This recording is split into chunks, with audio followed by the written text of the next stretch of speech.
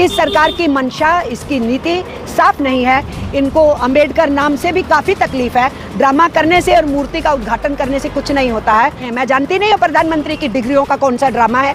मैं उसी यूनिवर्सिटी की पढ़ी हूँ। अमित शाह ने उसकी डिग्रियाँ दिखाई, दिल्ली यूनिवर्सिटी की भी एक डिग्री दिखाई। तो किसको मूर्ख बना रहे हैं? जो प्लेटफॉर्म 1973 में बना, गाड़ी रुकनी शुरू हुई, उस पर नरेंद्र मोदी उससे कितने साल पहले, 17 साल पहले, जो प्लेटफॉर्म एग्जिस्ट नहीं करता था उस पर चाय बेच रहे थे और गाड़ी रुक रही थी, वो चाय पिला रहे थे।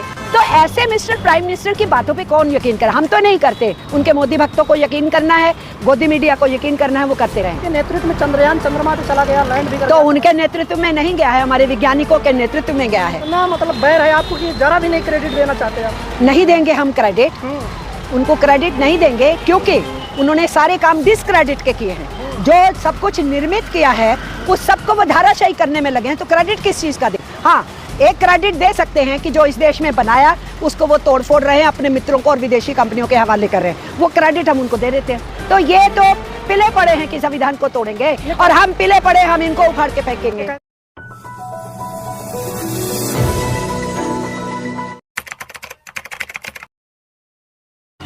ये लोग संविधान में यकीन नहीं करते। जो कुर्सी पे बैठे हैं, इन्होंने देश की आज़ादी के आंदोलन में हिस्सा नहीं लिया, इसलिए ना ये संविधान की गरिमा समझते हैं, ना उसके मायने समझते हैं। ये मनुस्मृति को मानने वाले लोग हैं। इसलिए बाबा साहब अम्बेडकर ने जिस संविधान सभा का नेतृत्व किया और राजेंद्र प्रसाद जी ने जिस संविधान सभा की अध्यक्षता निभाई, इनको उससे कोई मतलब नहीं है। हालांकि उस संविधान सभा में हिंदुस्तान के सभी धर्मों के, सभी पॉलिटिकल थॉट के लोग थे, इंक्लूडिंग श्यामा प्रसाद मुखर्जी, जिन्होंने सेकुलरिज्म के शब्द का विरोध किया था। तो उस संविधान में इनका कभी यकीन नहीं रहा, नंबर 1। नंबर 2, इनकी 1950 के अंदर भारतीय जनसंघ पार्टी का गठन किया गया है। आरएसएस ने उसका गठन किया, क्योंकि आरएसएस पे प्रतिबंध लगा था गांधी जी की हत्या के बाद। उस प्रतिबंध को इन्होंने माफ़ी मांग के उठवाया था। तो 1950 के अंदर फिर इन्होंने अपना एक पॉलिटिकल आउटफिट तय किया।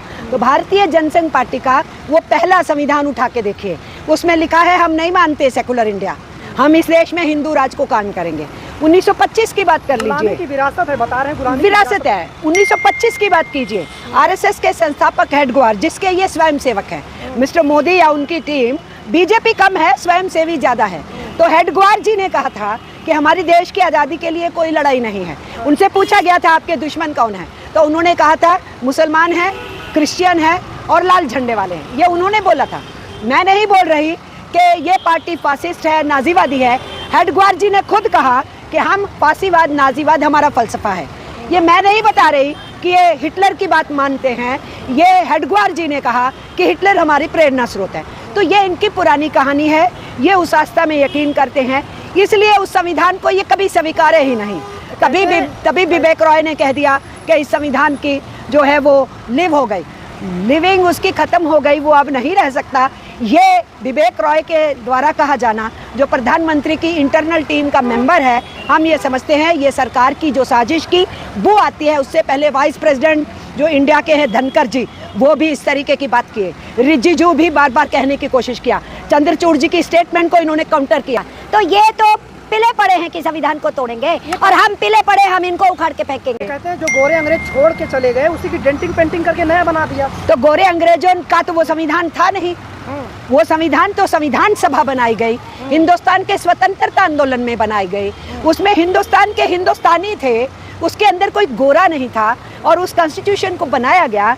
ये जो मिस्टर मोदी बोलते हैं कि मैं ब्रिटिश मानसिकता को दूर कर रहा हूँ, गुलामी की मानसिकता को दूर कर रहा हूँ, असल में इसके विपरीत काम कर रहे हैं।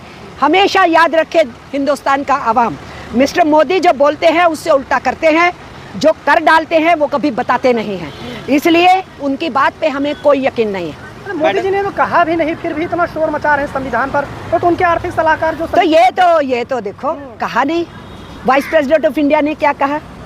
संविधान के ऊपर मोदी की कई बार टिप्पणियां आ चुकी हैं। इनके सरकार बनते ही 2014 में पहले गणतंत्र दिवस के ऊपर और संविधान दिवस के ऊपर इन्होंने जो कॉन्स्टिट्यूशन की प्रति छापी, वो अमेंडेड जो बाद में हो के आज हमारा संविधान है, वो नहीं छापी। तो इनकी कॉन्स्टिट्यूशन में कभी यकीन नहीं रही, तो प्राइम मिनिस्टर की देखरेख में हो रहा है ना। तो प्राइम मिनिस्टर अगर ये कहता है कि विवेक रॉय ने गलत कहा हम इसी कॉन्स्टिट्यूशन को मानते हैं, तो मैं भी मान लूंगी कि प्राइम मिनिस्टर इस कॉन्स्टिट्यूशन को ख़त्म नहीं करना चाहते।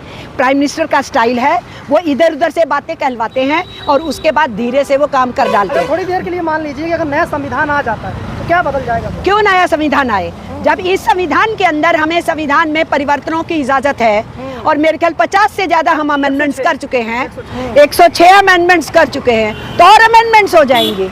इसको पटकने का क्या मतलब है? ये तो हमारे देश के स्वतंत्रता आंदोलन की उपज है, वो देन है। इसका ऑनर करना, इसको लेके आगे बढ़ना, इसकी कमियों को दूर करना, वो पूरे देशवासियों का काम है।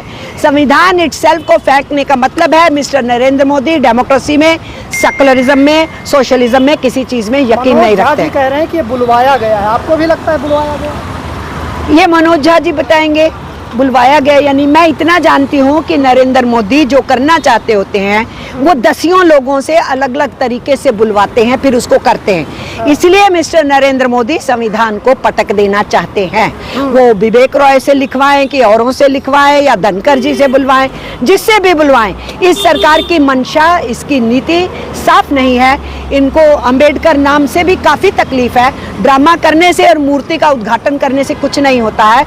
हम अच्छे से समझते हैं कि ये कहाँ खड़े हैं, किस कोने में खड़े हैं। इनका एक भी लफ्ज़ निकला जब एक दलित के ऊपर मूत्र किया गया, क्या बोला प्रधानमंत्री ने?